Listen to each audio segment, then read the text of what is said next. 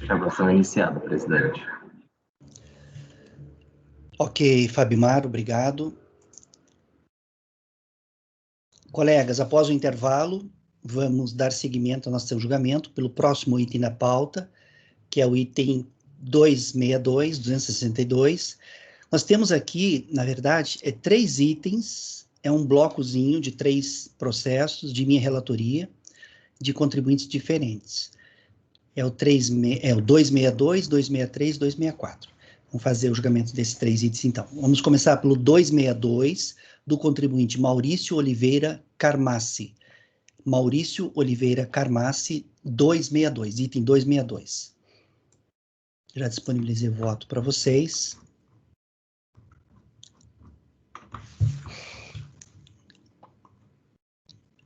Tá. Eu vou fazer a leitura do relatório, um relatório bem curtinho. Imposto de renda à pessoa física. Trata o presente processo da notificação de lançamento de folhas tais, por meio da qual é cobrado R$40 mil de imposto de renda à pessoa física, mais acréscimos legais, decorrente da glosa de compensação de imposto de renda retido na fonte, informada na declaração de ajuste anual do ano calendário 2007, exercício 2008, referente à fonte pagadora Ludani Importação e Exportação Limitada. Cientificado do lançamento, o contribuinte apresentou impugnação de folha tal, alegando não ter nenhum vínculo com a empresa Ludani Importação e Exportação Limitada, tá? Então, omissão de rendimentos é decorrente de glosa de compensação de imposto retido na fonte dessa empresa. E o contribuinte na defesa alega que não tem nada a ver com essa empresa, não tem nenhum vínculo com essa empresa. O contribuinte apresentou a declaração de não reconhecimento de declaração de imposto de renda da pessoa física. É negativa de autoria que falam, né? Negativa de autoria, ele alega que não é, que essa declaração apresentada não é dele.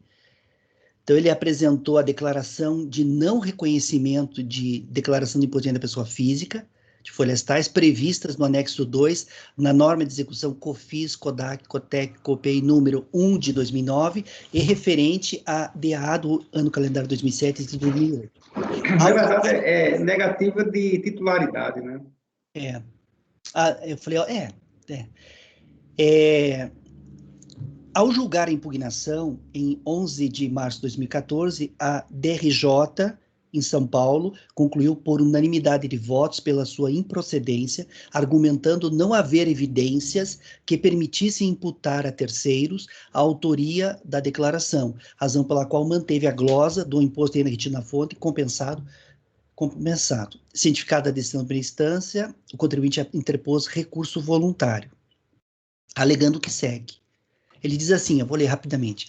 Maurício Oliveira Carmassi, portador da RG tal, CPF tal, carteira profissional número tal, residente em Avenida Guaci Fernandes Domingues 62, em Bumirim, Itapecerica da Serra, São Paulo. Declaro que não tenho vínculo empregatício, nunca fui registrado por esta empresa, como consta no extrato previdenciário do INSS, e a minha carteira profissional, nem tampouco na minha carteira profissional, nem tampouco conheço a empresa Ludani Importação e Exportação Limitada, onde está inscrita no endereço Rua Alcina de Almeida, 133, Boa União, 3 Rios, Rio de Janeiro, onde neste endereço indicado funciona uma unidade de saúde da família, como consta documento em anexo.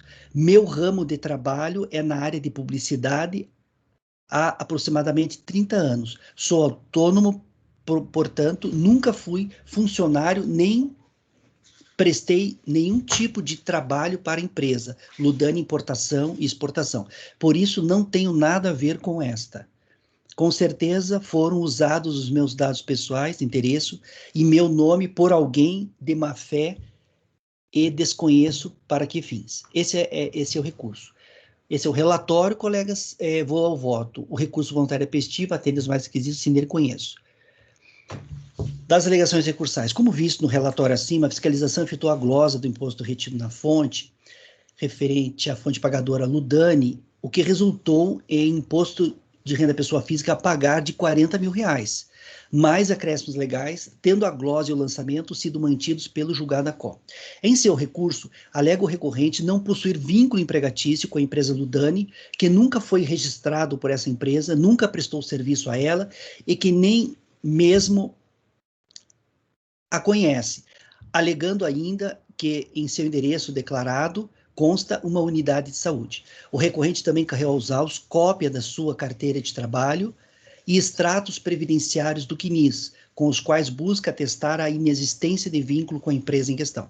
Pois bem, segundo a decisão recorrida, não consta nos sistemas da Secretaria da Receita Federal do Brasil que o recorrente tenha tido vínculo empregatício com a fonte pagadora informada, no CNIS, e nem a entrega do imposto de renda retido na fonte, DIRF, em nome do recorrente, para o ano calendário em questão.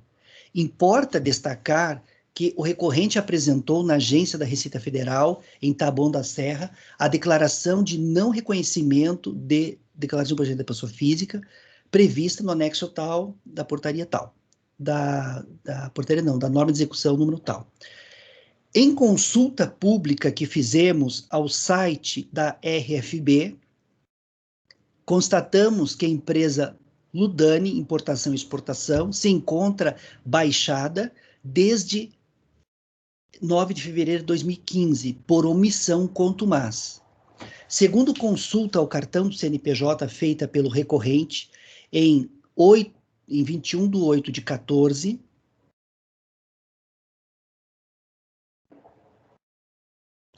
que efetuamos, segunda feita a consulta ao cartão do CNPJ feita pelo recorrente em 21/8/14, a empresa Ludani, Importação e Exportação Limitada, estaria situada na rua Alcina de Almeida 133, Boa União, município de Três Rios, alegando em seu recurso que nesse endereço estaria funcionando um posto de saúde, conforme demonstra com as telas do DataSUS, de folha 48. De fato, em consulta que realizamos no Cadastro Nacional de Estabelecimentos de Saúde, do Ministério da Saúde, constatamos a existência, desde 3 de setembro de 2003, de um posto de saúde municipal no endereço que seria o endereço da empresa Ludani, Importação e Exportação Limitada. Confira-se. Eu trouxe a tela a tela do Cadastro Nacional de Estabelecimentos de Saúde. Assim, diante da inexistência de evidências que permitam atribuir ao recorrente a responsabilidade pelo envio da declaração em questão, da negativa de autoria do recorrente quanto à transmissão/apresentação da declaração, da não constatação nos sistemas da Receita Federal e do CNIS de informações que permitam vincular o recorrente à fonte pagadora, da inexistência de DIRF em nome de declaração de imposto retido na fonte, em nome do recorrente para o ano calendário de 2007, e da evidência de que a fonte pagadora não esteve instalada no endereço cadastrado na RFB, não vemos como manter a tributação do suposto rendimento em nome do recorrente, razão pela qual deve ser cancelado o lançamento fiscal. E suposto, voto por dar provimento ao recurso voluntário, cancelando o crédito tributário lançado. Eu fiz várias buscas para tentar vincular essa fonte pagadora, esse rendimento ao contribuinte, e não consegui, colegas. E por isso, então, estou dando provimento ao recurso voluntário. Tá? Voto por dar provimento ao recurso voluntário. Alguém gostaria de comentar o voto? Eu li com mais calma esse aqui, porque é um caso bem sui generis, né? Não é muito comum. Na DRJ eu julguei muitos casos assim, mas aqui no CARF é bem raro de chegar a um caso assim. Alguém gostaria de comentar o voto, o processo? Não? Márcio, como você vota? Relator. Gregório? Relator. Luiz? Relator. Renata? Acompanho o relator. Rafael? Relator. Francisco? Eu também acompanho. Ana? Relator. Então, para o item 262 da pauta, do contribuinte Maurício Oliveira Carmassi, ficará assim o resultado. Acordam os membros do colegiado por unanimidade de votos em dar provimento ao recurso voluntário, tá? Item 262, acordam os membros do colegiado por unanimidade de votos em dar provimento ao recurso voluntário. Deixa eu ver se eu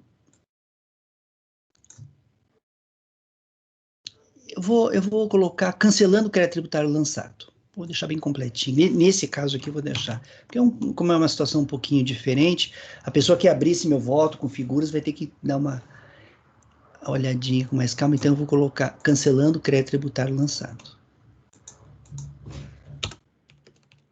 Cancelando-se o crédito tributário lançado. Cancelando-se o crédito tributário lançado. Então, repetindo, item 262 do contribuinte Maurício Oliveira Carmassi. Acordam os membros do colegiado, por unanimidade de votos, em dar provimento ao recurso voluntário, cancelando-se o lançamento tributário lançado. Na verdade,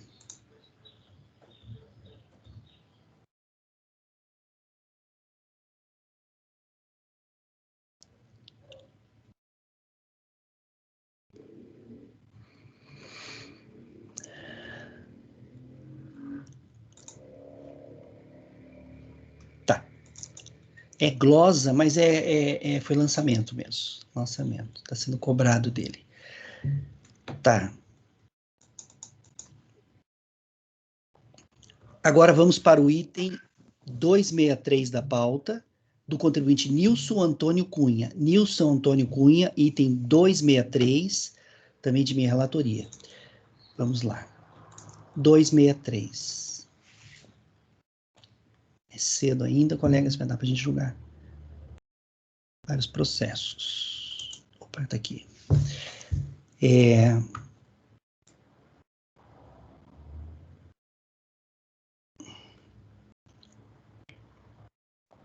um caso aqui envolvendo rendimento recebido acumuladamente.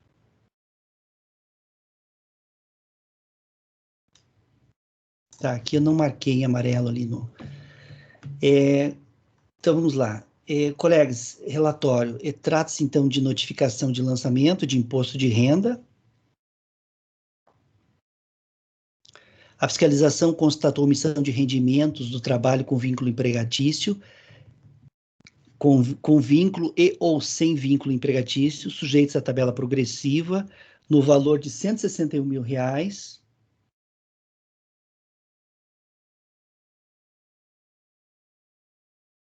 recebido de pessoa jurídica.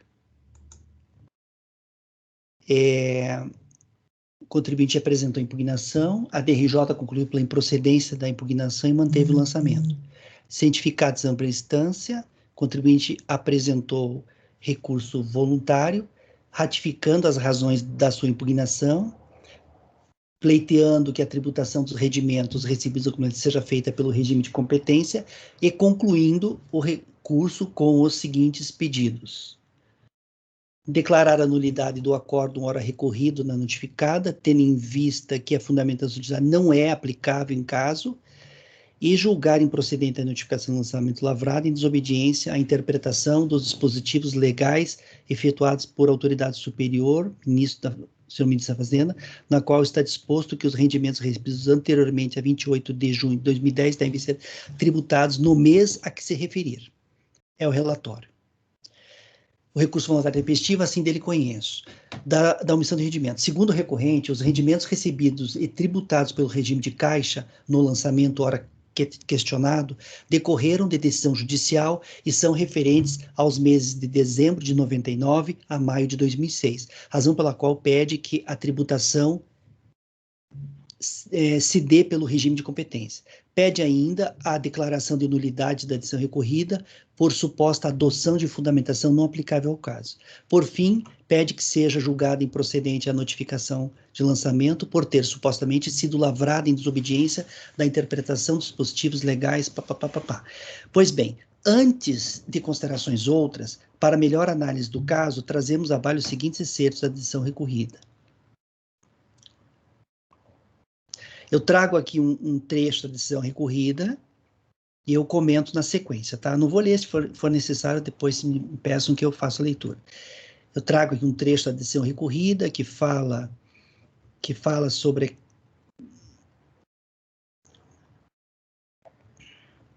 Tá, um trecho recorrida que trata mais de legislação aplicada ao caso. E aí digo, conforme se observa, a decisão recorrida manteve o lançamento na forma como operado pela fiscalização, em total observância à legislação de regência. Okay? O foco, um dos principais focos da defesa do contribuinte é o regime de competência, né? E a DRJ, ela destaca bastante no seu voto, na sua decisão, a legislação de regência.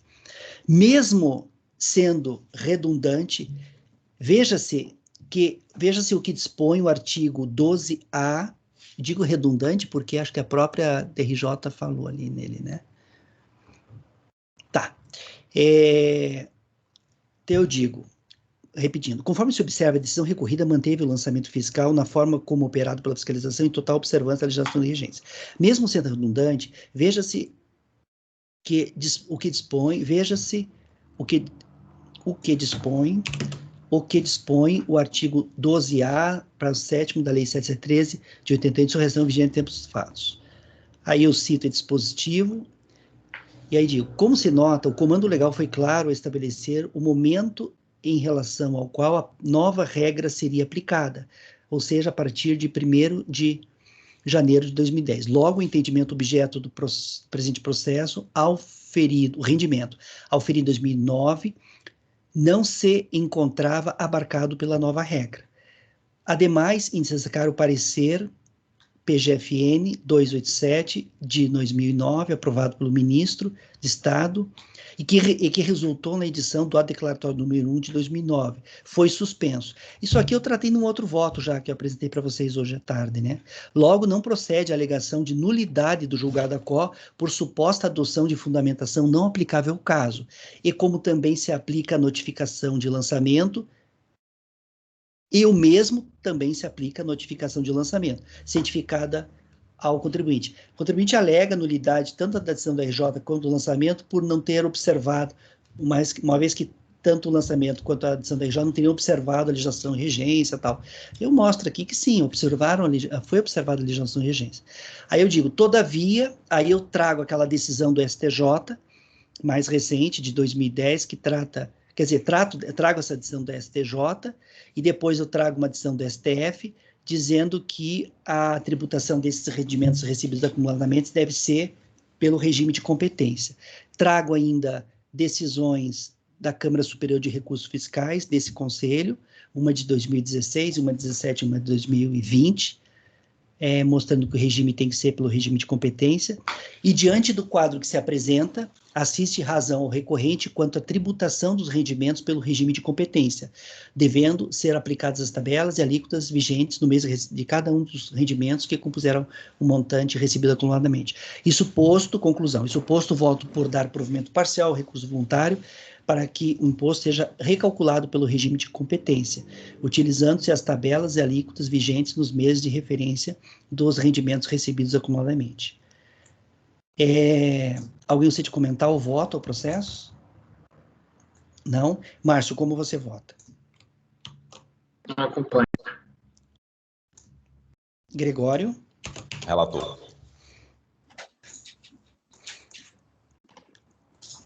Luiz? Relator. Renata? Acompanho. Rafael? Acompanho. Francisco? Também acompanho. Ana? Acompanho. Então, para o item 263 da pauta, do contribuinte Nilson Antônio Cunha, ficará assim o resultado. Nilson Antônio Cunha, 263, ficará assim o resultado. Acordam os membros do colegiado, por unanimidade de votos, em dar provimento parcial ao recurso voluntário, para que o imposto seja recalculado, o imposto para que o imposto seja recalculado pelo regime de competência. Vou colocar imposto ou imposto de renda, depois eu vejo, mas para que esse imposto seja recalculado pelo regime de competência, utilizando-se as tabelas e alíquotas vigentes nos meses de referência dos rendimentos recebidos acumuladamente, tá? Então, item 263, Nilson Antônio Cunha. Acordo os membros do colegiado, por unanimidade de votos, em dar provimento parcial ao recurso voluntário, para que o imposto seja recalculado pelo regime de competência, utilizando-se as tabelas e alíquotas vigentes nos meses de referência dos rendimentos recebidos acumuladamente.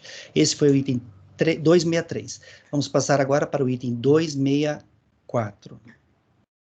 264, do contribuinte Reginaldo Azevedo Júnior.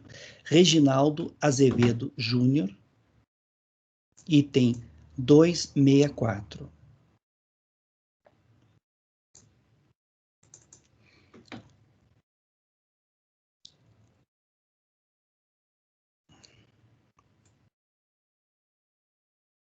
Tá, esse é bem curtinho também. Eu não destaquei no relatório em amarelo que eu vou ler, é só dar fazer um super resumo aqui. Trata-se da notificação de lançamento de imposto de renda à pessoa física, que foi lavrada em 2/2/2009, 2 de fevereiro de 2009, decorrente de procedimento de revisão da declaração de imposto de renda à pessoa física. Tendo sido apuradas as seguintes infrações: compensação indevida de imposto de renda retido na fonte,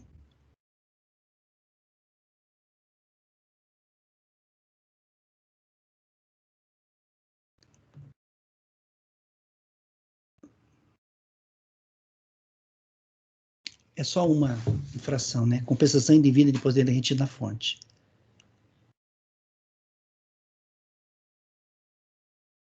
Compensação indevida de imposto de renda retido na fonte, e foi equivocadamente informado pelo contribuinte como rendimento tributável o valor de R$ 683 mil, declarando ainda uma retenção de imposto na fonte de 209 mil.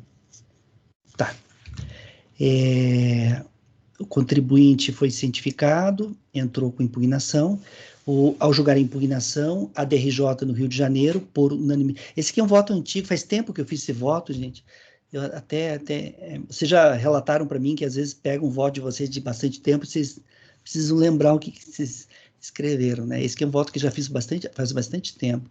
Ao julgar a impugnação, a DRJ no Rio de Janeiro concluiu pela sua improcedência e manteve o lançamento. Cientificado da decisão primeira instância, o contribuinte interpôs recurso voluntário. Aí eu transcrevi no relatório do voto, do acórdão, as alegações recursais. Eu não vou ler, eu vou tratá-las no voto, então vamos direto para o voto. Esse é o relatório. Do conhecimento, o recurso voluntário é tempestivo e atende aos demais requisitos, dele conheço. Da glosa de compensação de imposto de renda retido na fonte.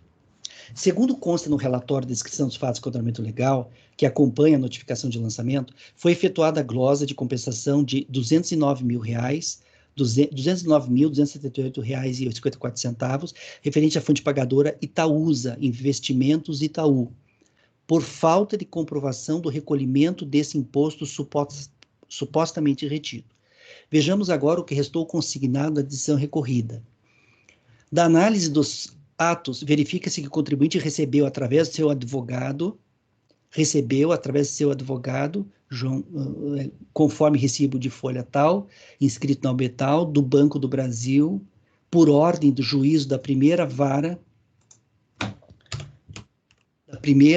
civil, a quantia de R$ 804 mil, e seus acréscimos legais, repassando ao suplicante a quantia de R$ 468 mil líquido, que lhes coube após a dedução dos honorários de sucumbência, dos honorários contratuais, conforme trecho abaixo destacado. Daí a DRJ traz um trecho. Em análise da declaração do imposto de renda apresentada, a DRJ verificou que o contribuinte declarou R$ 683 mil, R$ 683.238,04 como rendimentos tributáveis recebidos do Banco Itaú, descontando o valor de R$ 209 mil.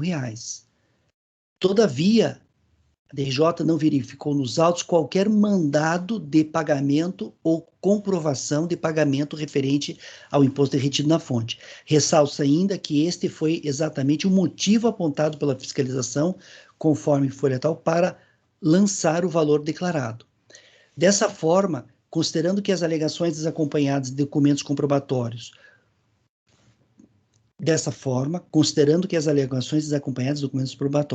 quando esse for o meio pelo qual sejam comprovados os fatos alegados, não são eficazes, a DRJ se manifesta pela manutenção do presente lançamento. Aí tem um pedido de retificação e restituição. Com relação à alegação do contribuinte de que foi equivocadamente informado como rendimento tributável o valor de R$683 mil, entendo que tal pedido se trata de um verdadeiro pedido de retificação. Há que se esclarecer quanto a esse pedido de retificação que não cabe às delegacias de julgamento a manifestação inicial em processos relativos à retificação de declarações de rendimento ou restituição de tributos, sendo, portanto, tal matéria estranha à lide. Dessa forma, considera-se esse pedido fora da impugnação ao mérito da presente notificação de lançamento. Agora eu digo, conforme se observa, a decisão recorrida manteve a glosa de imposto de renda retida na fonte por falta de comprovação do seu recolhimento, aduzindo ainda que não cabe às DRJs a manifestação em processos relativos à declaração de rendimentos ou restituição de tributos, uma vez que o contribuinte argumentou em sua impugnação que declarou equivocadamente o rendimento de R$683 mil como tributável. Em seu recurso, alega o recorrente ser irrelevante o recolhimento ou não de imposto de renda retida na fonte, uma vez que, em seu entendimento, o rendimento recebido seria isento de imposto de renda. O recorrente também reconhece não caber à DRJ autorizar retificação de declarações, mas argui que poderia afastar o lançamento de tributos que julgue indevido em face da legislação tributária. De fato, às DRJs compete julgar impugnações e manifestações de inconformidade apresentadas contra lançamentos fiscais e decisões tomadas pelas delegacias da Receita Federal do Brasil, e não pedidos de retificação de declarações de juízo não. Ademais, sequer restou evidenciado nos autos que tenha ocorrido um erro no preenchimento da declaração, em especial porque não parece crível que o contador que fez a declaração do contribuinte, eu cito ali o nome do contador e o CRC do contador, segundo informa o recorrente, vírgula, tem um ponto para colocar vírgula, sendo tão capacitado, tenha se enganado ao declarar o expressivo montante de R$683 mil no campo dos rendimentos tributáveis, quando seriam isentos. Isso sem falar que tal contador ainda informou o imposto de renda retida na fonte de R$209 mil. Lembrando que no resumo geral dos valores recebidos na ação judicial, folha 22, foi apurada uma retenção na fonte, o que não teria ocorrido se o valor recebido fosse isento de imposto de renda. Confira-se. Aí eu trago ali, isso está nos autos. Essas anotações ali, bem, isso está nos autos. Portanto, considerando que o recorrente não comprovou o recolhimento do imposto de renda retida na fonte, compensado em sua DAA, mantemos a sua glosa e, consequentemente, a decisão recorrida. Pondere-se que o lançamento devidamente motivado é ato administrativo que goza do atributo de presunção relativa de legalidade e veracidade, tiro legitimidade, e, portanto, cumpria ao recorrente o ônus de afastar, mediante prova robusta e química contra essa presunção, o que não ocorreu. Isso posto, voto por negar provimento ao recurso voluntário. Alguém gostaria de comentar esse voto, o processo? Márcio, como você vota? Gregório? Relator. Luiz? Relator. Renata? Acompanho. Rafael? Relator. Francisco? Também acompanho. Ana? Acompanho. Então, colegas, para o item 264 da pauta, ficará assim o resultado.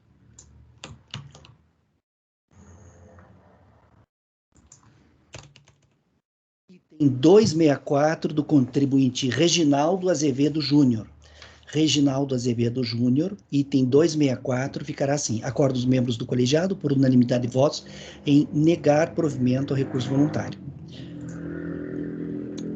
Agora, então, 264, Reginaldo Azevedo Júnior, acorda os membros do colegiado, por unanimidade de votos, em negar provimento ao recurso voluntário.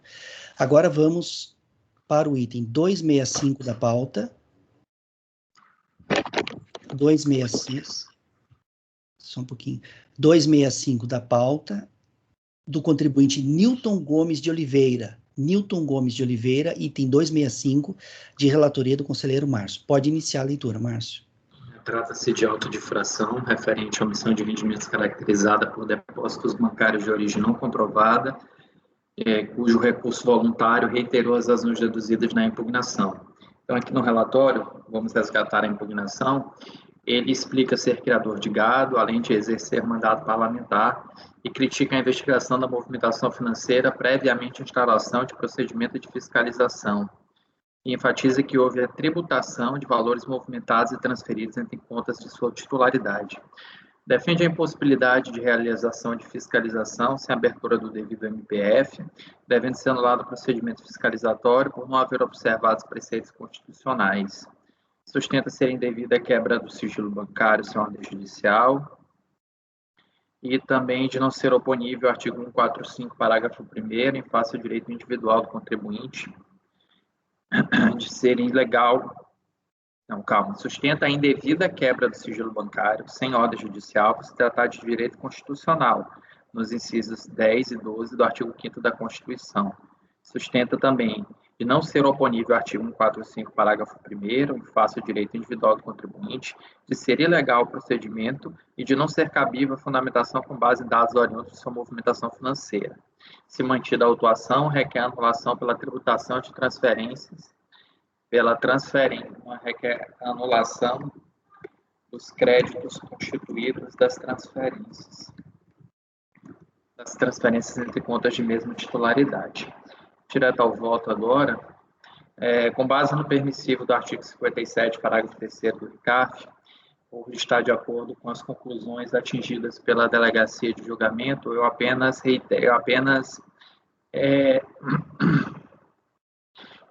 transcrevo inteiro o teor de seu voto condutor. São muitas questões prévias, preliminares, que na realidade já foram bastante superadas pela turma. Não vale a pena nós nos imiscuirmos, como, por exemplo, a quebra do sigilo fiscal, o procedimento realizado à baila. E, basicamente, o que a gente tem, eu trouxe aqui ao final do voto, irretocável decidido pela autoridade julgadora de primeira instância, merecendo os acréscimos de súmulas desse CAF a respeito de elementos deduzidos pelo recorrente. Uma delas, sobre a preliminar de nulidade referente à obtenção de dados totalizados oriundos das declarações de CPMF entregues pelas instituições financeiras, convém destacar que o procedimento de fiscalização é inquisitório e pode, quando o fisco dispuser de elementos suficientes à constituição do crédito tributário, dispensar a prévia intimação ao sujeito passivo. Não que fosse o caso dos autos, em que a autoridade tributária requereu, após início do procedimento de fiscalização, mediante termos de intimação, os extratos bancários de suas contas correntes e de aplicações financeiras, cadernetas de poupança e todas as contas mantidas pelo declarante, cônjuge e dependentes no Brasil e exterior, não obtendo resposta. Fez-se necessário expedir RMF para que as instituições financeiras fornecessem informações detalhadas dos lançamentos bancários, procedimento que respeitou o devido processo legal, os princípios administrativos e os elementos essenciais do ato administrativo, não havendo também nenhum óbice à ampla defesa ou contraditório, porquanto, ao recorrente, foram oportunizados os prazos legais para a formalização da impugnação e do recurso voluntário. Com relação à quebra de sigilo bancário, já transcrito o artigo 6º da Lei Complementar 105, autorização fiscal a obter dados sem crase, a obter dados referentes à movimentação bancária, e se revela lícito o exame fiscal das operações bancárias sem a prévia autorização judicial, contanto que haja processo administrativo instaurado ou procedimento fiscal em curso. Cumpre esclarecer que o sigilo bancário tem por finalidade a proteção contra a divulgação ao público dos negócios das instituições financeiras e de seus clientes. O mero repasse de informações das instituições financeiras à autoridade tributária não configura quebra do sigilo bancário, mas transferência de responsabilidade, visto que seu acesso é restrito ao exercício de suas funções, devendo tanto o agente fiscal quanto os funcionários dos estabelecimentos bancários guardarem sigilo destas informações, assim como de qualquer outro obtido em função de suas atividades. Resgato aqui o RS 601314. No mais, quanto a eventuais transferências entre contas de mesma titularidade, o requerente não produziu prova apta e idônea a desconstituir a presunção fiscal do artigo 42, tendo se limitado a alegações desacompanhadas de provas que não tenham condão de desconstituir, no todo ou em parte, o lançamento combatido, exigindo, portanto, como conclusão, que eu negue provimento ao recurso voluntário. Então, é isso. Ok, Márcio. Colegas, em relação ao item 265 da pauta, o conselheiro relator está votando no sentido de negar provimento ao recurso voluntário. Alguém gostaria de comentar o voto do relator ou o processo? Não? Gregório, como você vota? Acompanho. Luiz? Relator. Renata? Acompanho. Rafael? Relator. Francisco?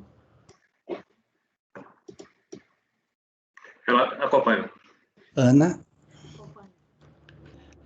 Eu também acompanho. Então, para o item 265 da pauta, 265 do contribuinte, 265 do contribuinte Newton Gomes de Oliveira,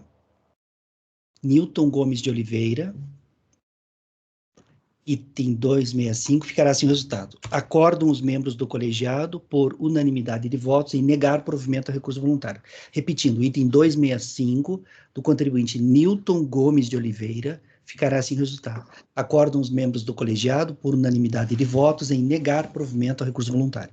Agora vamos para o item 266, do contribuinte Ronaldo Ganon. 266, do contribuinte Ronaldo Ganon, também de relatoria do conselheiro Márcio. Pode iniciar a leitura, Márcio.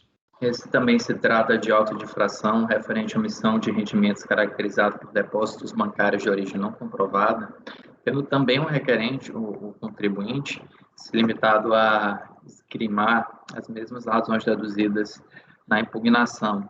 Aí é desse caso aqui, dentre elas a decadência, referente aos meses de fevereiro, março, abril e agosto de 2014, e o mérito, eu acho que é 2004, não é 2014, 2004, que eu olhei. E no mérito, defende que os depósitos bancários provieram de empréstimos efetuados pelo recorrente, tendo estes sido demonstrados com a declaração de ajuste anual do contribuinte e dos alegados mutuários, e do livro Razão da G5, Assessoria e Participações, e seu não acolhimento implicaria em violação do princípio da verdade material. Com relação à decadência, eu trago aqui a súmula CAF número 38, que refere-se ao imposto de renda e fala que o fato gerador relativo à omissão de rendimentos apurada a partir de depósitos bancários de origem não comprovada ocorre no dia 31 de dezembro, razão porque não se afigura, portanto, a ocorrência da decadência, já que o lançamento foi cientificado ao sujeito passivo em 10/8/2009. Lembrando que a organização por meses serve apenas para a consolidação dos depósitos bancários, não significa que estão sendo lançados mês a mês. No mérito, ele reitera as razões deduzidas na DRJ, com as quais concordo e transcrevo seu inteiro teor, que vocês podem ler, acompanhar. E basicamente a DRJ, ela não conheceu os contratos de mútuo como válidos para justificar, portanto, os depósitos bancários ocorridos em sua conta. E aí eu dou continuidade, eu apenas trago aqui alguns elementos factuais trazidos pelo contribuinte e espalmando-os, deduzindo contra-argumentos em relação a eles. O acórdão recorrido fundamenta-se na falta de documentação aqui na página 6, esclarecimentos hábeis e aptos a comprovar a concessão de empréstimos, que justificariam a origem dos recursos depositados ou creditados na conta corrente do recorrente, além da falta de identificação individualizada e específica dos depósitos ou créditos que caracterizam a infração presumida de omissões de rendimentos. Embora a lei não exija formalidade especial para o contrato de mútuo, tratando-se de matéria de prova, o ônus de demonstrar de maneira convincente sua existência pertence a quem alega os termos do artigo 373 do Código de Processo Civil. O recorrente não apresentou qualquer documento referente a mútuo a Pedro Henrique Achê Ganon, João Paulo Achê Ganon, Cláudia Maria Achê Ganon, aptos a convalidar as informações do quadro Bens e Direitos de sua declaração de ajuste anual. Outros sim, são informações contraditórias quando colimadas com o quadro de dívidas e ônus reais, onde estão deduzidos os valores que o recorrente teria tomado emprestado das mesmas pessoas a que teria emprestado no ano anterior, e, do ponto de vista aritmético, insuficientes a fim de comprovar a infração apontada. Eu trouxe aqui, né, uma declaração de bens. Então, ele teria, a rigor, olhando aqui, desculpa, porque está buzinando aqui fora, olhando aqui o final, né, dos bens, ele não teria nenhum empréstimo, ele teria auferido em 31/12, 30 mil, 223 mil e algo, em torno de 70 mil, mas, em compensação, ele tem também empréstimos contratados contra essas mesmas pessoas, como pode ser visto aqui no quadro Dívidas e ônus reais. Então, isso torna, atenta contra a verossimilhança do argumentado na declaração de ajuste anual, ainda mais dispensar ausentes provas a sustentar. Não basta, para comprovar a origem dos valores depositados, declinar a pessoa do depositante e ou apresentar justificativas desacompanhadas de documentação comprobatória dos fatos. Eis que a comprovação a que se refere a lei deve ser entendida como a explicitação do negócio jurídico ou do fato que motivou o depósito, além, obviamente, da pessoa, né, da identidade. Vou botar aqui da identidade do depositante. Por comprovação de origem, aqui há de se entender a apresentação de documentação hábil e idônea que possa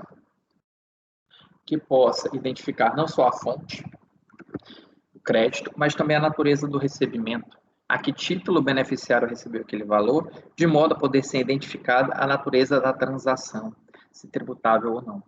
O recorrente ainda produz o livro-razão da G5 Assessoria e Participações, mas, como destacou o acordo recorrido, a escrituração contábil apenas faz prova a favor do contribuinte dos fatos nela registrados quando comprovados por documentação hábil. Quer dizer, a escrituração contábil é dotada de presunção de veracidade, desde que acompanhada de documentos comprobatórios dos lançamentos escriturados. Ainda mais no caso concreto, em que os lançamentos na contabilidade não detêm a especificidade mínima requerida a comprovar os lançamentos entabulados pela autoridade tributária no auto de infração. Tampouco a identidade de datas e valores, nem o histórico permite ferir a qual dos mutuários o valor reembolso N-data é referente. Eu trouxe aqui um excerto da contabilidade. A tese argumentativa envolveria uma terceira pessoa, a G5 Assessoria e Participações, que teria reembolsado os alegados mutuários por terem desistido da intenção de promoção de aumento de capital. De posse desses recursos, os mutuários teriam amortizado os empréstimos concedidos pelo recorrente, mas não há qualquer documentação a lastrear esta tese, que deve ser desprovida. De ofício, eu conheço a aplicação da súmula CARF número 61, trago aqui a tabela, né, de depósitos bancários de origem não comprovada e trago também quais destes obedecem à sistemática da súmula CARF 61, quais sejam depósitos iguais ou inferiores a 12 mil e que não totalizam 80 mil no ano calendário. Lembrando que a súmula CARF também é apenas um braço legislativo, tá? Expresso também no artigo 42, parágrafo 3º. Dessa forma, voto em dar provimento ao recurso voluntário para aplicar a súmula CARF número 61 e excluir do lançamento os depósitos bancários iguais ou inferiores a 12 mil reais acima relacionados. Como voto, presidente. Agora eu fiquei numa pequena dúvida apenas se ele pediu, mas eu acho que ele não pediu, não. É de ofício mesmo, esse conhecimento do assunto. Eu consultei impugnação e recurso não foi pedido. Eu transcreveria aqui, eu teria transcrito se ele tivesse pedido. É de ofício a aplicação das súmulas. Deixa eu até... Voto em dar provimento parcial ao recurso voluntário para, de ofício, a súmula CARF número 61. É isso, presidente. Tá. Alguém gostaria de colocar o voto do relator ou do processo?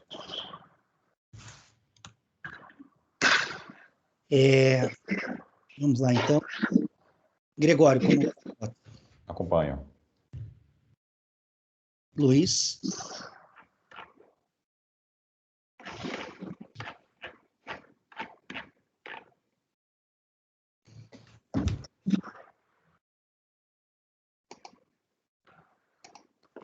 Vou negar provimento, presidente. Ok. Renata? Acompanho. Rafael? Acompanho o relator. Francisco? É de ofício, né? Confirmou que é de ofício? É de ofício. Eu acredito que seja, sim, de ofício. Eu porque senão- consultei indignação e recurso, não foi alegado. Eu acompanho a divergência. Ana? Relator. Eu vou acompanhar a divergência também.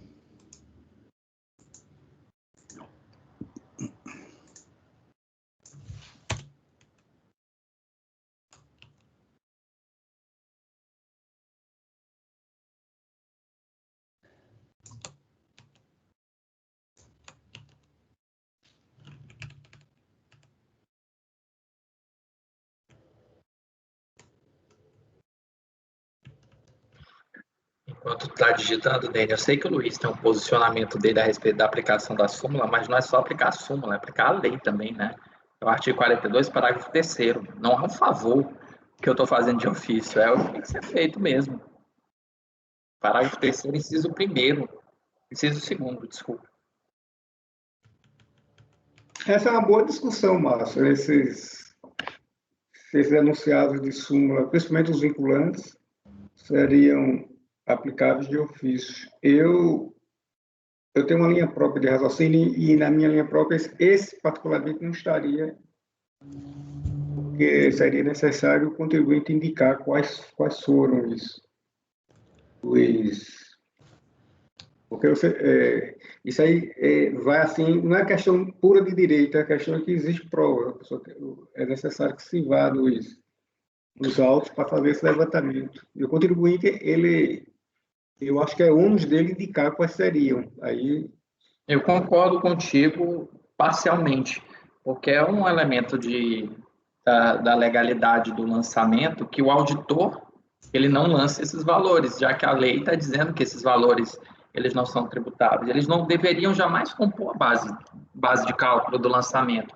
Se porventura, numa análise da DRJ, fosse reduzida alguns lançamentos e pudesse ser aplicável a súmula CAF 61, ou seja, você comprova alguns lançamentos e essa comprovação de lançamentos permite que você aplique o teto de 80 mil, você desça o teto de 80 mil, portanto, aí sim o contribuinte poderia alegar, mas no lançamento, desde o princípio, o auditor não poderia lançar esses valores, porque esses valores, eles são isentos pela lei, para a pessoa física.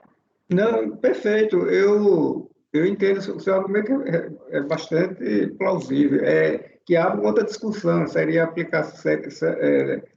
os enunciados, que eu não estou emitindo juízo de valor, estou só fazendo essa reflexão. Seriam os enunciados de súmula, notadamente os vinculantes, em matéria de ordem pública, que a gente devesse conhecer de ofício? Isso é um debate interessante. Isso é um debate interessante. Bem interessante. Eu não sei se seriam matérias de ordem pública, já que a gente também está dentro de um contencioso. Seriam matérias que garantiriam a Mas como rigidez do você lançamento. diz, se decorre da lei, assim, então, seria sim uma matéria de ordem pública, né? Mas é uma discussão bastante interessante. Como eu lhe disse naquele dia, eu tenho uma... é uma coisa que está em construção na minha cabeça ainda. Esses que demandam prova como este, eu tenho certeza que não. Agora, aquelas que são típicas de direito, aí eu tenho minhas dúvidas. Mas é um argumento que você traz, como eu lhe disse já, você traz argumentos interessantes. Esse é um deles, os enunciados de súmula serem aplicados de ofício. A possibilidade de ser aplicado de ofício. Colegas, então eu redi aqui o dispositivo.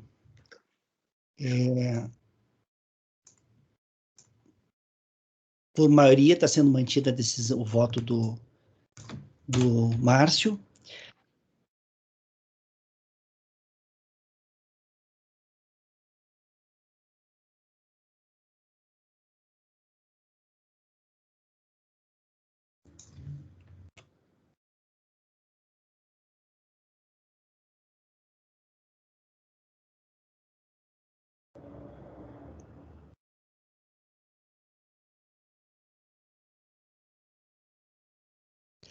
Eu somei os valores aqui, Márcio, deu 43.952,89, tá? Então, eu vou consignar assim na ata, ó. Para não ficar em aberto na ata, né? Coloquei assim, ó. Item 266 do contribuinte Ronaldo Ganon. Item 266 do contribuinte Ronaldo Ganon. Acordam os membros do colegiado por maioria de votos.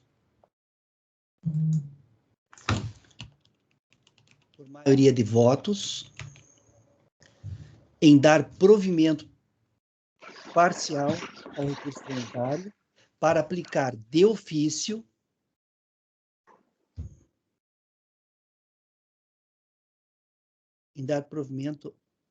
ao recurso voluntário, vou colocar assim, ó, aplicando-se de ofício, aplicando-se de ofício, em dar provimento parcial ao recurso voluntário, aplicando-se de ofício a súmula CARF número 61, e excluir do lançamento os depósitos bancários iguais ou inferiores a R$12.000, os quais estão relacionados em tabela que segue no voto do relator e que totalizam R$43.952,89, tá? Ponto. Vencidos os conselheiros Luiz, Francisco e Dene que negaram o provimento do recurso. Pode ser assim, né? Porque fica bem claro, né? São esses valores inferiores a 12.000, estão relacionados numa planilha e totalizam 43.000. Então, fechou.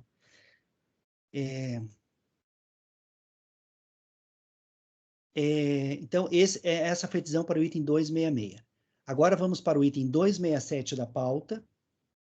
O item 267 é do contribuinte Sebastião José Martins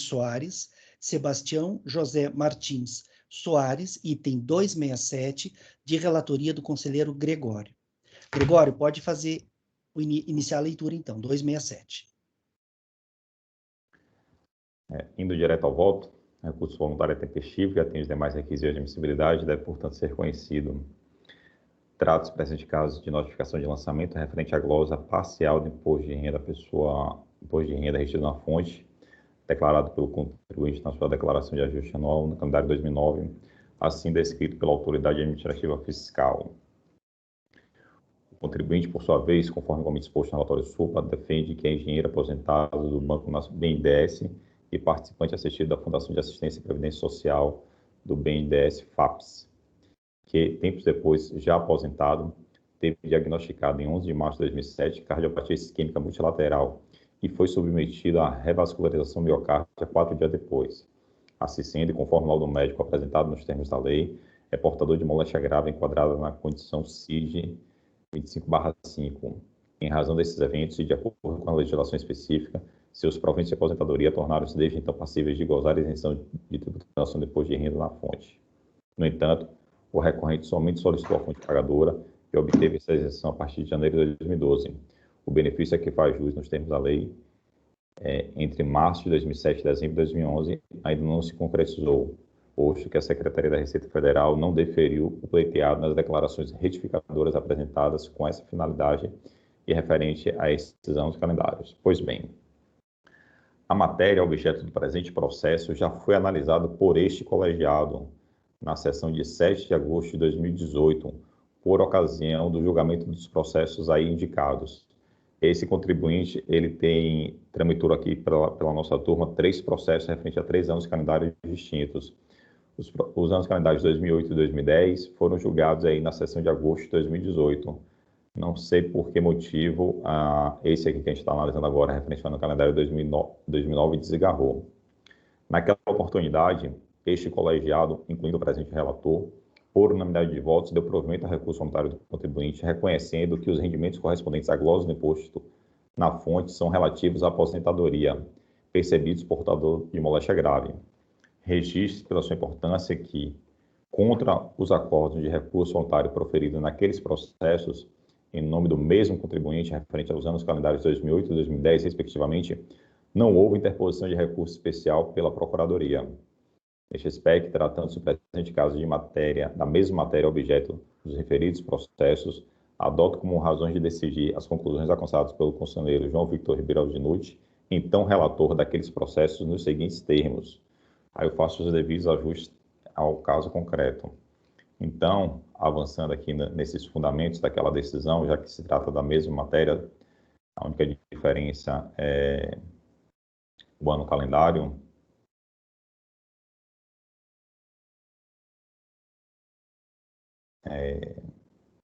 Diz aqui, eu estou no final da página 6. No caso em concreto, a natureza dos rendimentos recebidos pelo sujeito passivo é incontroversa, além de estar documentalmente comprovada, proventos de aposentadoria. Aí, início da página 7 agora. Com efeito e a rigor, não houve lançamento com base em omissão de rendimentos, e a divergência inaugurada pelo acordo de impugnação é atinente à moléstia de que o recorrente é portador. No entender da DRJ, a cardiopatia isquêmica multilateral não seria uma cardiopatia grave. Todavia, em primeiro lugar, essa afirmação tem pouca qualidade jurídica quando confrontada com o laudo médico oficial de folha 17, firmado e elaborado por profissional de medicina, que, nessa qualidade, tem mais conhecimento técnico e científico para afirmar se a cardiopatia isquêmica é ou não uma cardiopatia grave. Tal laudo, ademais, assevera que a moléstia tem caráter definitivo. Por outro lado, e em segundo lugar, curiosamente, as diretrizes transcritas no voto com todo o acordo recorrido dão-se conta de que a cardiopatia isquêmica é grave, veja-se com destaque. É a transcrição da própria decisão da DRJ nesse sentido. Portanto, está documentalmente comprovado que os rendimentos correspondentes à glosa do imposto na fonte são relativos à aposentadoria recebidos por portador de moléstia grave, valendo ser citado o seguinte precedente jurisprudencial. Em sendo assim, muito embora pudessem ser eventualmente aplicáveis as orientações constantes na solução de consulta 0913, quando a entrega da declaração de ajuste anual, as quais poderiam demonstrar um certo equívoco por parte do recorrente, quando a informação dos rendimentos e da retenção na fonte na sua declaração, o fato é que a isenção do IRPF, a retenção do imposto na fonte, o depósito da retenção em juízo e a sua conversão em renda da União afastam a acusação da compensação indevida do IRF, devendo ser determinado o recálculo da restituição dos valores devidos ao sujeito passivo. Logo, o recurso voluntário deve ser provido. Então, ante o exposto, voto no sentido da provimento do recurso voluntário, cancelando-se a notificação de licenciamento fiscal. É como eu voto, presidente.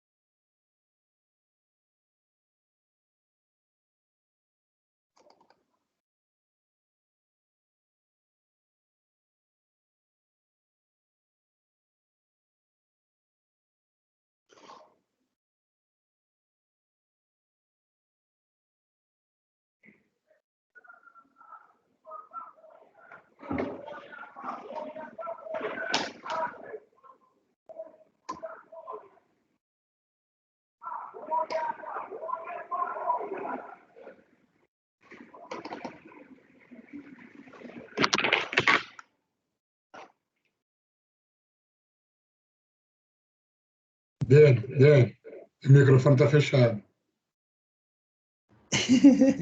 Eu falando aqui um tempão. Então, colegas, em relação entre 267 da pauta, o conselheiro relator, então, está dando provimento ao recurso voluntário. Então, vocês não escutaram quando eu falei que pedi vista de mesa, né? Não. Gregório, eu vou dar uma olhadinha nesse processo aqui, tá? A gente retoma amanhã. Vai ser rapidinho de julgar isso aqui, tá? Não vai... Só para dar uma conferida. Então, eu vou... Esse aqui... Então, o item 267, o conselheiro relator, então, apresentou o voto e está dando provimento a recurso voluntário. Eu pedi vista de mesa só para dar uma conferida e a gente retoma, tá?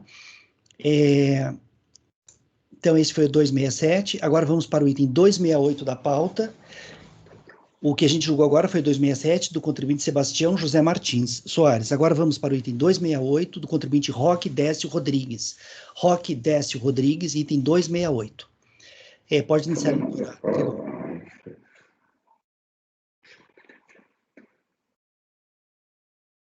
Indo direto ao voto, o recurso voluntário é tempestivo, entretanto, não deve ser conhecido pelas razões a seguir expostas.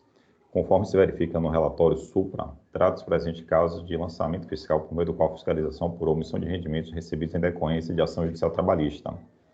Na descrição dos fatos de enquadramento legal, constatou-se que a omissão de rendimentos tributáveis recebidos acumuladamente em virtude de processo judicial trabalhista no valor de 148 mil e fração.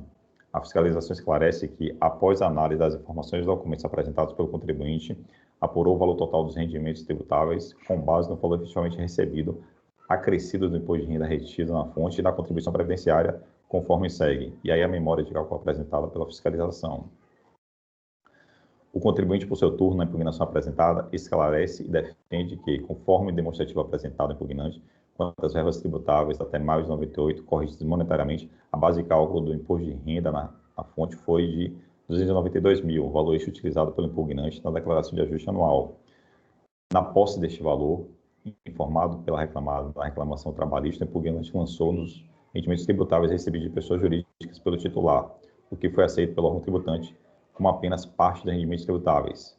Entrementes, no extrato do processo extraído do Sistema de Informação do Banco do Brasil, fica claro o resgate pelo impugnante de um valor superior ao declarado, no montante de 455 mil. Este valor, entende o impugnante ser aquele considerado pelo órgão tributante como o total de rendimentos tributáveis e a base de cálculo para a apuração da diferença apresentada na notificação de lançamento. Mas a argumentação do órgão tributante não poderá prosperar, tendo em vista o impugnante não ser obrigado ao pagamento do tributo, além de sua capacidade contributiva, como também além daquilo efetivamente calculado com base nas regras gerais que disciplinam o imposto de renda da pessoa física. Verifica-se assim que o valor pago a título de honorários advocatícios poderá ser deduzido do montante recebido como rendimentos pagos em cumprimento de decisão judicial antes do lançamento na declaração de ajuste anual. Dessa forma, se partirmos do valor recebido pelo impugnante no valor de 455 mil, conforme extrato no sistema do Banco do Brasil, e subtrairmos o valor pago a título de honorários, pago pelo impugnante ao profissional habilitado, resultará o valor de 300 mil e fração, qual seria lançado na declaração de ajuste anual como rendimentos tributáveis, que já não confere com o que ele lançou, né? Assim, o valor tido como rendimentos tributáveis oriundos da ação trabalhista faz um valor líquido de 411 mil, o qual será oferecido à tributação de imposto de renda, e aí a memória de cálculo apresentada pelo contribuinte. A DRJ, em face dos documentos e esclarecimentos apresentados, julgou procedente em parte a impugnação apresentada pelo sujeito passivo nos seguintes termos. O impugnante reconhece expressamente que recebeu os 455 mil, está lá no extrato do Banco do Brasil, mas nega o recebimento dos 25 mil. Embora conste no extrato da conta judicial o resgate desse valor, não há ali a informação de quem é o beneficiário, por conseguinte, não há elementos contundentes para afirmar que o contribuinte tenha procedido ao levantamento desse valor. Deve, assim, por falta de provas, prevalecer a alegação da defesa de que procedeu somente ao levantamento do valor de 455 mil. No entanto, o impugnante equivoca-se na forma de calcular o valor dos rendimentos tributáveis sujeito ao ajuste anual. Isto porque, nos termos do artigo 3º da Lei 7713 de 88, o imposto incide sobre o rendimento bruto, admitido as decisões previstas em lei, e não sobre o rendimento líquido, como parece ter sido o entendimento da defesa. É aquele racional que o Luiz apresentou para a gente no caso do processo do Rafael. Cientificada a decisão de primeira instância, o contribuinte inova suas razões de defesa, sustentando que, em sua declaração, o recorrente apresentou como rendimentos tributáveis recebidos da empresa Brada o valor de 292 mil. Este rendimento foi considerado pelo recorrente como rendimento tributável bruto, ou seja, antes do valor do imposto de renda retido na fonte.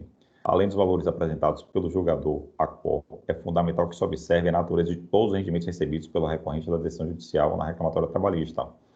Foram anexados aos autos do processo administrativo, nas iniciais apresentadas pelo recorrente, os demonstrativos dos rendimentos provenientes da decisão judicial trabalhista. Neles, demonstrativos, foram evidenciados em cada um dos anexos a natureza dos rendimentos.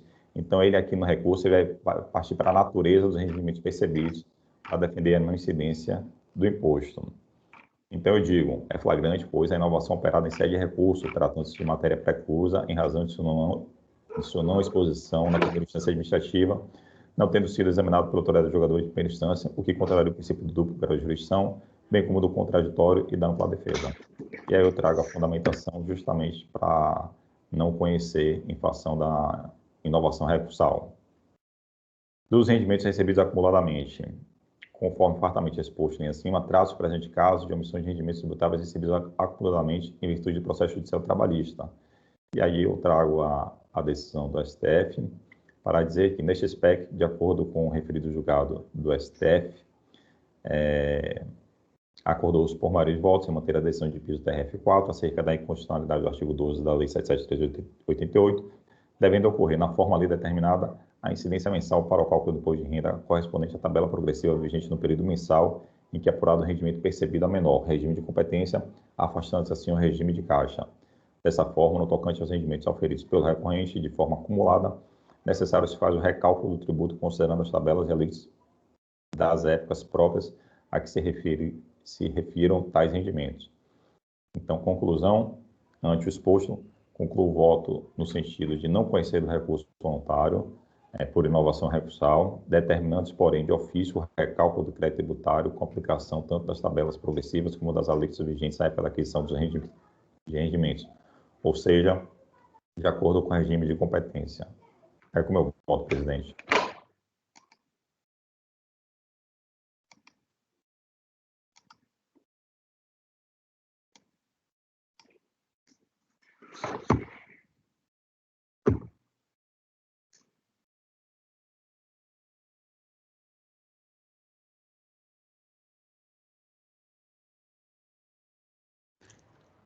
Ok, Gregório.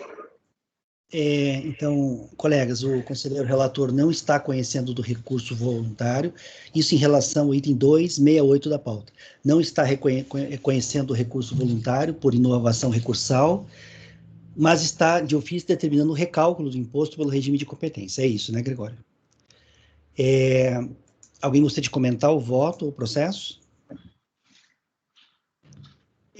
Márcio, como você vota? Acompanho. Luiz? Eu vou não conhecer o recurso voluntário só, presidente. Ok. Renata? Acompanho. Rafael? Acompanho o relator. Francisco? Acompanho a divergência. Ana? Relator. Eu vou acompanhar a divergência. Márcio, você acompanha o relator, né? Tá. Então...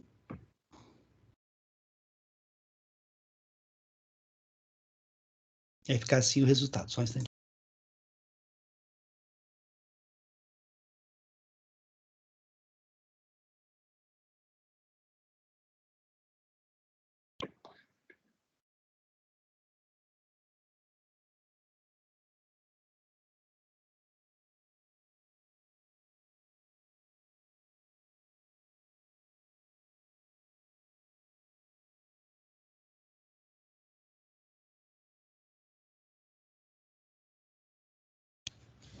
Colegas, para o item 268 da pauta, do contribuinte Roque Décio Rodrigues, 268, do contribuinte Roque Décio Rodrigues, ficará assim o resultado. Acordam os membros do colegiado por maioria de votos? Não.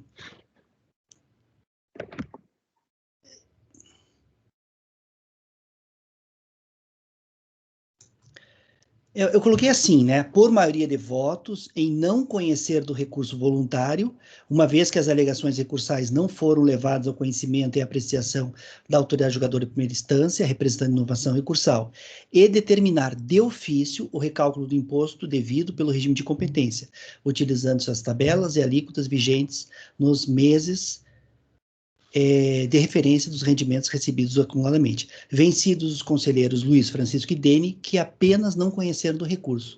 Pode ser assim?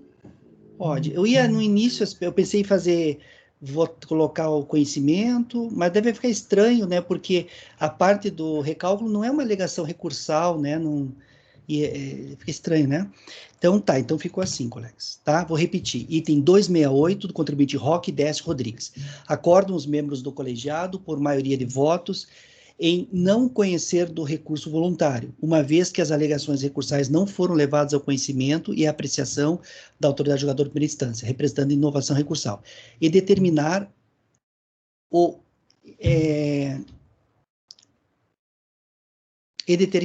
de ofício o recálculo do imposto devido pelo regime de competência, utilizando-se as tabelas e alíquotas vigentes nos meses de referência dos rendimentos recebidos acumuladamente. Vencidos os conselheiros Luiz Francisco e Dene, que apenas não conheceram do recurso voluntário.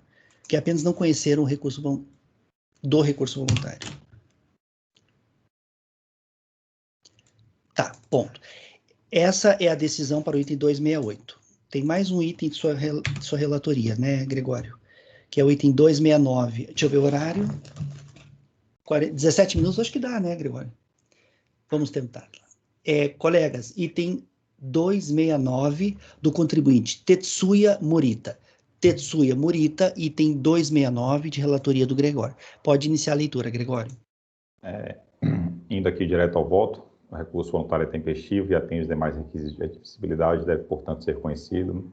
Essa aqui é uma autuação decorrente da glosa de imposto de renda retido na fonte no valor de R$ 123.272,67.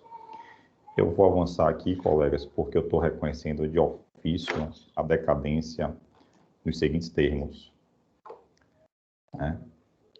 Então, eu trago o objeto da autuação, as razões de defesa da contribuinte, que foi decidido pela DRJ. E aí eu digo, antes, porém, embora não questionada pela recorrente, por se tratar de matéria de ordem pública, é põe-se verificar de ofício a ocorrência ou não da perda do direito de ofício de constituir o lançamento, de efetuar o lançamento, em face da consumação do luxo decadencial.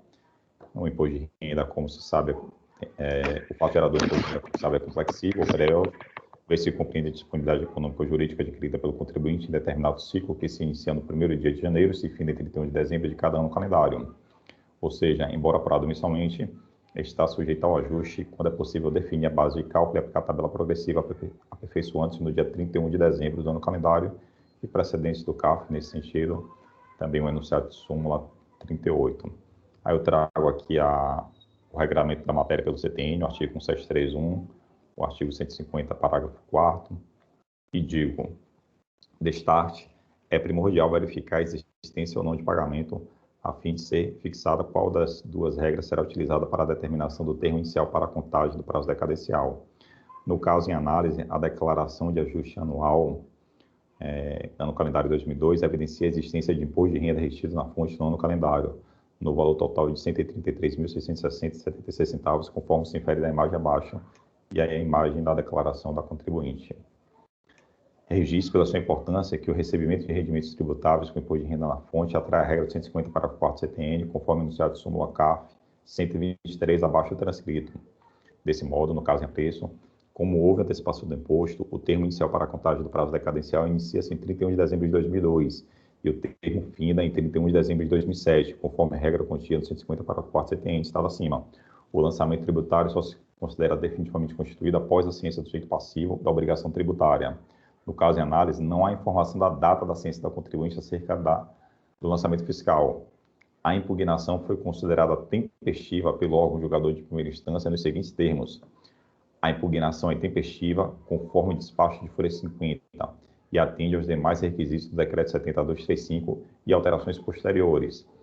O despacho de folha 50, citado pelo órgão julgador de primeira instância, por seu turno, foi emitido pelo Serviço de Controle e Cobrança do Crédito Tributário nos seguintes termos. Diz lá esse despacho. Juntei por anexação presente processo nesta data os documentos de folhas 29 a 47, as quais numerei e rubriquei. Trata o presente processo de impugnação da infração, tendo em vista o vencimento do débito constante no sistema, as folhas 14, a mesma foi interposta tempestivamente. Os débitos foram transferidos do sistema de contas correntes para o presente, o qual foi cadastrado no Profix. A tela do sistema, que esse despacho faz menção, de folhas 14, por sua vez, aponta como vencimento do débito a data de 26 de setembro de 2008. Resta, portanto, configurada a perda do direito de ofício constituir o crédito tributário em análise em face da consumação da decadência nos termos acima declinados. Neste aspecto, impõe-se o provimento de recurso voluntário neste particular, com consequente lançamento do lançamento fiscal, restando assim prejudicada a análise de razão de mérito referente à natureza indenizatória dos rendimentos apurados como omitidos pela fiscalização. Ante os postos, concluo o voto no sentido de conhecer do recurso voluntário e, de ofício, cancelar integralmente o crédito tributário lançado, uma vez que atingido pela decadência, prejudicada a análise das razões de defesa do objeto do recurso voluntário. É como eu voto, presidente. Então, em resumo, a fiscalização tinha até 31 de dezembro de 2007 para efetuar o lançamento, não há nos autos a data da ciência da contribuinte, mas a impugnação foi apresentada nos idos de 2008. O débito está cadastrado no sistema com data de 20 de setembro de 2008, e essa data foi utilizada pela unidade de origem para considerar tempestiva a impugnação. Então, eu estou reconhecendo aqui a ocorrência da decadência.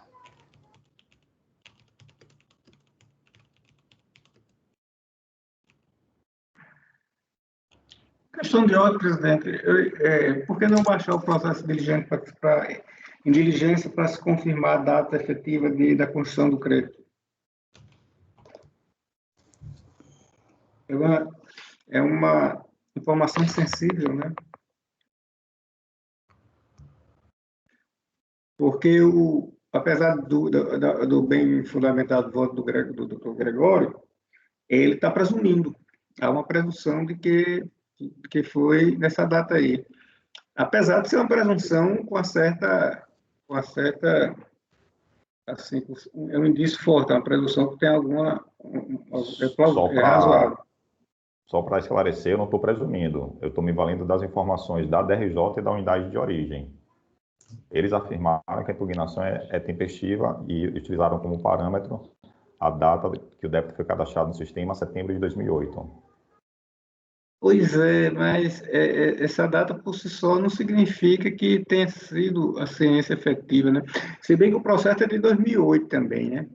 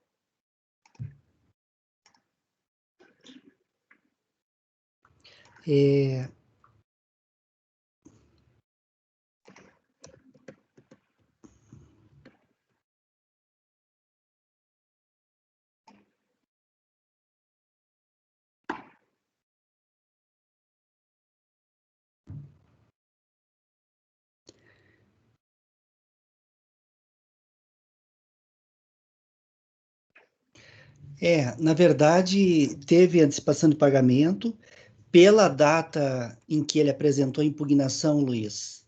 Ele apresentou a impugnação em setembro. O lançamento deve ter ocorrido, com certeza, em agosto de 2008. E aí estaria decadente mesmo pelo fato de ter tido retenção na fonte. No caso aqui, teve mesmo. Podemos votar, então, colegas? Márcio, como você vota? Luiz? Eu proponho a diligência, presidente. Então, vou votar. Mas, assim, ele não precisa votar a diligência, é o meu... Não, mas você tem que votar, Luiz. Você tem que votar. Você acompanha o relator? Você quer propor uma diligência? Se você quiser propor, a gente põe em votação a diligência. Trazer a constituição efetiva do crédito. Eu não consigo ver aqui como que seria Não seria decadente. Eu posso pedir uma ficha de mesa, por exemplo? Porque eu tenho que acessar o sistema ainda para olhar aqui. Sabe? Pode. Eu não pedi nenhuma, eu acho que eu tenho direito a uma, pelo menos, né? Gregório pede aí quase todo dia. Tá. Vista de mesa, Luiz. Mas é rápido, eu já abri o processo, eu vou só dar uma olhada ali, rápido aqui. Né?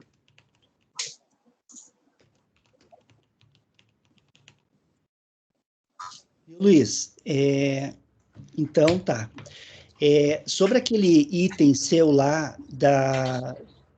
Então, colegas, o processo, o item 269 da pauta, da contribuinte Tetsuya Morita, o conselheiro relator, ele está, no caso dessa decisão prevalecer, Gregório, eu vou colocar que está sendo dado provimento ao recurso voluntário, tá? E reconhecendo de ofício a decadência. É um registro que eu não gosto muito, acho meio estranho, mas é uma orientação no CAR fazer assim. Acho que é mais por conta dos sistemas lá, né, para constar se foi ou não dado provimento e tal. Então, se for mantida essa decisão tua, vai ser dado provimento ao recurso voluntário, cancelando-se integralmente o crédito lançado, mas que é atingido pela decadência, a qual foi reconhecida de ofício, tá? Vai ser uma coisa mais ou menos assim, tá? Então, colegas, para o item 269, o conselheiro relator apresentou o voto e está cancelando o lançamento por decadência. O conselheiro Luiz pediu vista de mesa. Amanhã a gente retoma o julgamento desse item aqui. Deixa eu só ver aqui, colegas. Falta 7 minutos. Só adiantando, eu estou vendo a vista de mesa, eu gosto de ver muito o estado do processo. No estado do processo não tem a data de ciência do lançamento. Tá. Luiz, com relação, só para finalizar, com relação àquele processo do IR sobre juros de mora, eu consultei a presidência da Quarta Câmara e eu só quis confirmar, na verdade, né, porque a orientação é retirada de pauta. Aí eu entrei em contato e foi confirmado, tá? O processo tem que ser retirado de pauta para ser sobrestado por despacho, tá? Então, aquele item lá, deixa eu até, qual que era o mesmo item? Deixa eu voltar lá para cima. Aí já podemos até, aqui, é o item 259, tá? Então, vou colocar aqui, ó, processo retirado de pauta, tá? Processo retirado. Esse processo será sobrestado por despacho, tá? E está sendo retirado de pauta. Como vai ser redigida o texto que vai constar na ata, eu não sei ainda, tá? Eu vou consultar amanhã a Diaju, para ver certinho o texto que a gente vai colocar, mas é retirado de pauta e o processo vai ser sobrestado por despacho, tá bom? Você informou que o STF já julgou o RE? É que não é uma decisão definitiva, né? Não é uma decisão definitiva. O CARF deve estar sabendo, né? Tem toda uma assessoria. Ele foi julgado e ele sua tese serve de repercussão geral, né? Mas não está definitivo ainda. Eu dei uma olhada, eu entrei no STF hoje para ver. Tá, a PGFN foi cientificada, parece que a última informação é que a PGFN foi cientificada da decisão, mas não transitou ainda. É bom confirmar depois, o presidente, como é que vai ficar em relação a esses casos de fato, porque assim, a rigor você tem a discussão da imunidade que também não transitou. Exatamente. E quando veio a decisão, eles liberaram os processos, devolveram os processos para a gente. Logo quando veio a decisão, a gente recebeu todos os processos que estavam sobrestados, eles devolveram os processos para a gente. As turmas começaram a julgar, muitas, inclusive, estavam sobrestando, porque se ainda não tinha definitividade lá no STF. E aí depois acho que veio até um e-mail de algum órgão do CARF, não sei qual órgão, é tanto órgão que tem um CARF, mas veio até uma orientação dizendo que a gente poderia literalmente julgar, né, prosseguir com o julgamento dos processos que estavam sobrestados.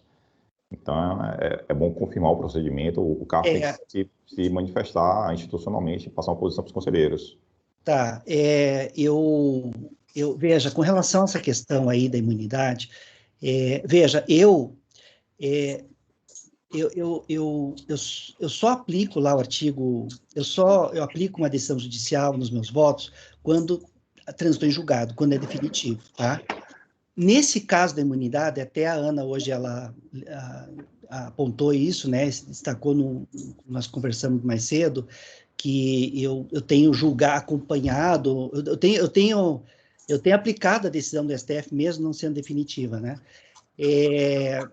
Mas não é nem o caso de aplicar a decisão ou não, é o caso de saber, a gente pode julgar, porque antes a gente tinha uma determinação... Não, isso está certo. Mas é isso, se pode para a imunidade... Os processos saíram do sobrestamento, eles voltaram para os conselheiros, né? Eles estavam sobrestados, voltaram... E não transitou ainda, para julgar, e aí as turmas estão julgando. Pronto. Tem conselheiro que está aplicando a decisão do STF, tem conselheiro que não está aplicando, tem conselheiro que está aplicando parcialmente. Pronto, aí... Em minha opinião, o ideal seria se tivesse ficado sobrestado, continuasse o sobrestamento, né? Mas o que eu estou falando não transitou ainda no STF, e a gente já está julgando porque o CARF já liberou para a gente julgar. Essa matéria aqui, IR sobre juros, o STF também já julgou, mas não transitou. Entendeu? Não, essa aqui continua sobrestada. Mas é isso que eu estou falando.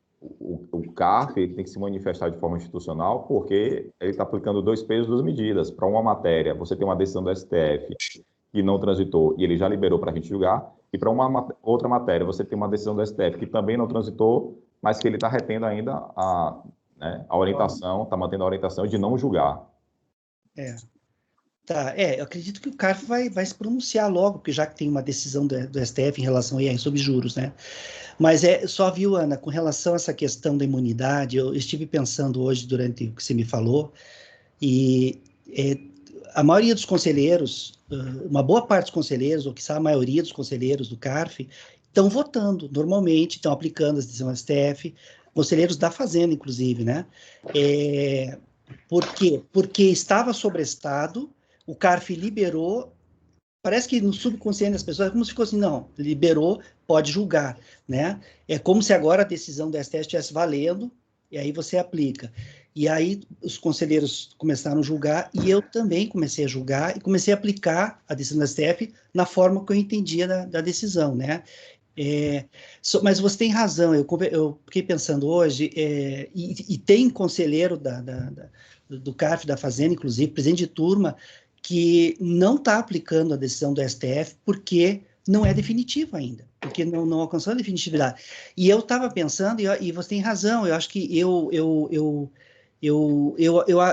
vou rever meu entendimento, eu acho que a partir daqui, até sair a decisão definitiva, eu não vou aplicar a decisão enquanto não for definitivo. Dene, só um esclarecimento. Você está confundindo, assim como eu acho que o Márcio confundiu, decisão definitiva com trânsito em julgado. A decisão definitiva, ela não depende do julgamento dos embargos de declaração para ser considerada decisão definitiva, nos termos do nosso ordenamento jurídico, ache estranho ou não. Mas uma coisa é o trânsito, outra coisa é a decisão ser definitiva. Tá. E o entendimento, que não é meu, é de que, mesmo que tenha embargos de declaração, há uma decisão definitiva. Tá. Então, eu acho que o que eu estou querendo dizer é que uma hora tem decisão definitiva e outra hora não tem. Só que trânsito em julgado não se confunde com decisão definitiva. Tá, porque o que depende, que eu acho que o que acontece nesse caso da imunidade, é que os embargos de declaração opostos da decisão, que ainda estão pendentes de julgamento, eles não têm o potencial de interferir, de modificar o conteúdo da decisão já tomada de inconstitucionalidade. E é isso que porque no mérito, neste ponto que julgou inconstitucional a Lei 8.212, artigo 55, ela é definitiva. Então, esses embargos de declaração, eles podem alterar outras coisas, mas isso não. Então, neste ponto, ela é definitiva. Então, ela não transitou em julgado ainda, porque ainda tem essa pendência processual. Né? Mas ela é definitiva no que diz respeito a isso. Acho que exatamente por isso que o CARF autorizou o julgamento dos recursos que estão aí, dos recursos voluntários que estão pendentes. E talvez seja o caso deles analisarem, eventualmente, se vai acontecer o mesmo com o IR sobre juros. Os embargos eu não analisei o que tem pendente com relação ao IR sobre juros. Os embargos de declaração não estão discutindo esses incisos que já foram declarados inconstitucionais. Então, não tem como ter a mudança. Essa decisão é definitiva sobre essa inconstitucionalidade. Então, se você disser que você não está aplicando, na verdade, você está indo contra um próprio regimento interno que diz que você é obrigado a aplicar quando tiver uma decisão definitiva. E sobre esses incisos, a decisão é definitiva. Ok. Colegas, já deu 18 horas, eu tenho que encerrar a gravação para o nosso colega que faz o suporte lá no CARF poder encerrar as atividades. Então, colegas, vamos encerrar a sessão de julgamento agora, vamos retomar amanhã de manhã, tá? E aquele seu processo, Luiz, ele vai sair, então, da pauta, tá? Vai ser retirado de pauta, que é o item 259 da pauta, da contribuinte Maria Miriam Martins Cury, tá? Vai sair da pauta, vai ser retirado de pauta e vai ser sobrestado por despacho, tá bom? Então tá, desculpa te cortar, Ana, mas o nosso colega lá precisa ser dispensado. Então tá, Fabimar e Rafael podem encerrar a gravação.